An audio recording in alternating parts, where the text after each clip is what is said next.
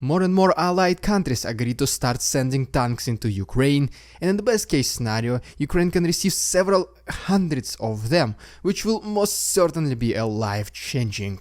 Next we have a pretty ridiculous statement of Vladimir Putin, and today you will know what exactly he said. And finally, Ukrainians crossed Dnipro river, attacked the headquarters of Russians, and collected crucial intelligence data for the future counteroffensive.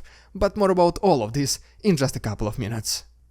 What's up, investors? It's the Russian dude. And let's go straight to the point and see some most recent footage. And our first video comes to us somewhere from the Atlantic Ocean, where the Russian frigate Admiral Gorshkov has successfully completed its training by launching hypersonic missiles Zircon. And what makes this ship in particular so interesting is that a couple of days ago it got so close to the borders with America that NATO countries were pretty concerned, because it has been carrying nuclear-carrying missiles mentioned before, Zircon. And according to the Russian side, the training has been successfully completed. So far there is no escalation. Next we go to Finland, and as you can see from this video, a convoy of tanks Leopard 2 has been spotted on the streets. And the opinions of the people on the internet have divided. On the one hand, they think that these are the tanks which are ready to be deployed into Ukraine, and on the other hand, people think that these tanks go to the southern region of Finland for their own internal training. And speaking about the tanks, now even more countries started acknowledging that they will send these machines into Ukraine, or they're at least strongly considering doing this. And among these new countries is, for example, Portugal, which said that they will send 4 of their Leopard tanks to Ukraine. Next we also have Sweden, which is strongly considering sending its own tanks, Stridsvagn 122, which is just the modification of Leopard 2. Then we have Slovakia, which is also considering sending 30 of its T-72 tanks to Ukraine, but in return they are asking the NATO to send them Leopards, just to basically resupply their own tank inventories. And speaking about Leopard tanks, the country manufacturer is Germany, which basically means that this country will always have some sort of say in case the allied countries want to send their tanks into Ukraine. And recently, the country of Germany gave a green light to countries to export Leopard tanks. And ultimately, we now have America, which recently announced that they will be sending 31 Abrams tanks to Ukraine as well. And in addition to that, the Turkish private defense company Baykar announced that they will be sending 2 of their drones Bayraktar to Ukraine for free. And so in this picture we can see the summary as of today, which countries are planning to send their military vehicles to Ukraine and the total number of them. And in the best case scenario, Ukraine can receive up to 303 more tanks, which will be crucial for success of Ukraine in the near future. And to sum it all up, America also released a statement that they hope that all these newly acquired weapons and military vehicles that Ukraine is about to receive will be beneficial for them to retake their own territories, including Crimean Peninsula. Which is once again the confirmation that America gives the green light to Ukraine to retake Crimea. And so, before we talk about yet another ridiculous statement by Vladimir Putin, so what was the reaction of some of the Russian authorities to these tank deliveries? And well, it was, let's say so, different, but the main idea was pretty much the same, which is like, okay, so what, we'll just destroy all these tanks as well, not a problem. And the first statement came to us from the head of the Russian delegation to Vienna, Konstantin Gavrilov. And he said, in case Ukraine will proceed with using these tanks and then using these missiles with radioactive nuclear cores, Russia will consider this as Ukraine using dirty bombs. And then Senior Gavrilov obviously did not miss a chance to threaten Ukrainian allies, is that in case Ukraine uses them, there will be consequences. And the second statement came to us from the representative of the Russian Ministry of Foreign Affairs, Maria Zakharova. And she said that all these tanks deliveries only confirm the idea that the entire world is fighting against Russia. So basically yes, all the statements were released by those people whose opinion barely matters. And pretty much yes, like mentioned previously, these tanks will play a significant role in the next counteroffensive of Ukraine, and if you don't want to miss as soon as it starts happening, just please consider liking this video and subscribing to my channel. You can also follow me on Instagram because we are pretty close to 3000 followers, so just let's do it. Alright, and before I give you an update from the east, and especially intriguing stuff that's happening right now in the south, let me give you a very brief and quick 4 news. The first one is that the commander-in-chief of Ukrainian forces, Valery Zaluzhny, he inherited $1 million and he donated all of it to the army of Ukraine. This inheritance came from the Ukrainian living in America, Grigory Stepanets, and if you have some time, just go ahead and read his story, it's a very interesting one. The second news is this ridiculous statement by Vladimir Putin, who is saying that the main goal of this special military operation is to protect people and the integrity of Russia. And I guess, yes, in order to protect people you have to lose more than 120,000 soldiers on a Russian side alone. In order to protect the territory of Russia, you have to fight on the territory of Ukraine. And then even still you failed, because there were still attacks against the territory of Russia, such as this Engels airfield. So pretty much yes, I don't think that this special military operation goes in accordance with the plan. To be honest, not even close. The third news, to make things even worse, Russia is planning to open 20 new prisons on the territory of Luhansk, Donetsk, Zaporozhye and Kherson regions. Now that's, I completely understand, fully Russian style. You're not gonna rebuild the cities, you're not gonna build hospitals or police stations or schools. No, let's just build more gulags and labor camps. This most certainly aligns with the main goal of protecting people. But okay. And the fourth news is that yesterday, January 25th, was the birthday of President Zelensky. The president of Ukraine is now 45 years old, so now let's all together wish him a very happy birthday and obviously a clear sky. And because of this, and as a thank you for every single one of you watching my videos and supporting my work, I decided to keep this one free week trial on my Patreon, where you can access all the footage that didn't make it into my daily episodes.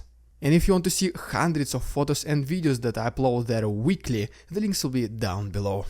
Alright, and before we talk about this incredible raid of Ukrainians across Dnipro river, let me give you a very quick update from the east. And first of all, according to the report by the Institute for the Study of War, Russians continue their offensive operations along Svatove-Kreminna road in order to regain their lost positions. And at the same time, the main focus of Ukrainians in similar area was next to Kreminna.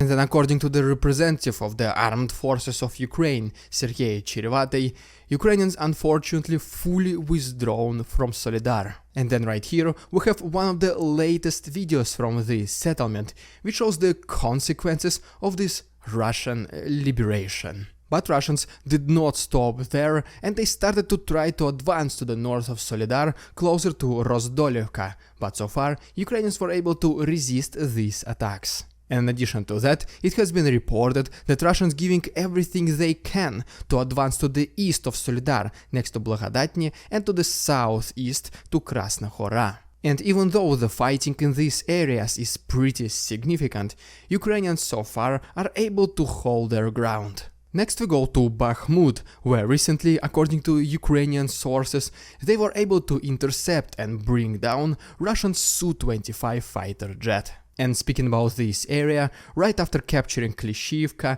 Russians tried to advance to the northwest of this area to Ivanovsk, but so far Ukrainians are repelling these attacks. And as you can see right here, the importance of this settlement for Russians is that it gives them the control over this highway, which leads directly to Bakhmut. But then according to Anna Malyar, since there was heavy fighting around Bakhmut for already more than 6 months without any significant progress for Russians, it looks like that they might have opened another small front line next to Vuhledar in order to draw the attention of Ukrainians from Bakhmut. And indeed, if we take a look at this map which shows us the changes in territorial control, we can see that yes, unfortunately Russians did advance closer to this settlement. And then going to Bakhmut itself, we can see how the territorial control changed to the north of this city in the last 24 hours. Alright, and now as promised, let's talk about this significant major news that happened in the south of Ukraine recently, where during the night of the January 24th, the combined forces of Ukrainian Defense Intelligence and the Army of Ukraine, they did a raid on another side of Dnipro river. They destroyed a Russian military headquarters and collected a crucial intelligence data, which will be substantial for the upcoming counteroffensive in Kherson region. During this raid, Ukrainians were able to cross Dnipro river, land on another side, and like mentioned previously, destroyed the Russian military headquarters, eliminated 12 Russian soldiers, destroyed 1 personnel carrier, and also captured 1 Russian prisoner of war. And as soon as Russians realized what's happening, they started to call for a backup, which was already too late, but it was still perfect for Ukrainians. Because as soon as the backup arrived, it allowed Ukrainians to estimate where the other hiding locations of Russians are located, and also the approximate number of Russian forces guarding the bank of Dnipro river. And so far, this collected intelligence data will be extremely crucial in the near future when Ukrainians decide to do counteroffensive in this territory, especially if they decide to do it next to Novokakhovka region. But according to the Russian propaganda, this Ukrainian raid completely failed, more than 100 Ukrainians were eliminated, and Russia is victorious in obviously everything. And I'm pretty positive if they see this video of Ukrainians actually succeeding and destroying the Russian military headquarters, the Russian propaganda will call, no, this is just a Photoshop. And by the way, yeah, the full video of this raid will be available for free on my Patreon. In addition to that, the work of Ukrainian partisans has also been reported in the Zaporozhye region, and they have been targeting the Russian infiltrators and collaborators. And then according to another Russian collaborator in the Zaporozhye region, Evgeny Balitsky, according to his, resources and intelligence data, I guess questionable, but so far we have what we have. According to him, there is approximately 40,000 Ukrainian soldiers who are getting ready to advance in Zaporozhye and to do the counteroffensive. And that's right, he did use the word counteroffensive, which basically means subconsciously he knows that it was Russians who were invading this territory. And speaking about this region, if you remember from my yesterday's episode, this is also most likely the region where Russians will launch their next and probably final offensive in the near future.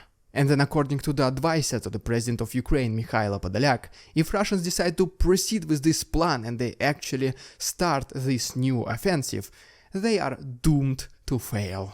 At this very moment, Ukraine is getting more and more of its Western weapons, while Russians are relocating their forces from other regions to this southern part of Ukraine, which leaves other regions, such as Kherson and the east, a little bit less protected. And because of this, in case Russians are inevitably defeated in Zaporozhye, this will create the chain reaction, the domino effect across the entire Ukraine, where once again, like mentioned previously, it will be less protected by Russians. And so, after 2 to 4 major defeats, the Russian army will completely collapse. The inner circle of Putin will start to fight for power, and there will be a complete chaos in the highest levels of the Russian government authorities. And if you don't want to miss any of these events as soon as they start happening, just please once again consider subscribing to my channel. It only takes 1 click. And if you want to support my work financially, please consider becoming my channel member, use the PayPal link, or become my Patreon, where it's still 1 week of free access. All the other useful links can be found to the right and down below. Thank you so much for your attention, товарищи, and see you tomorrow.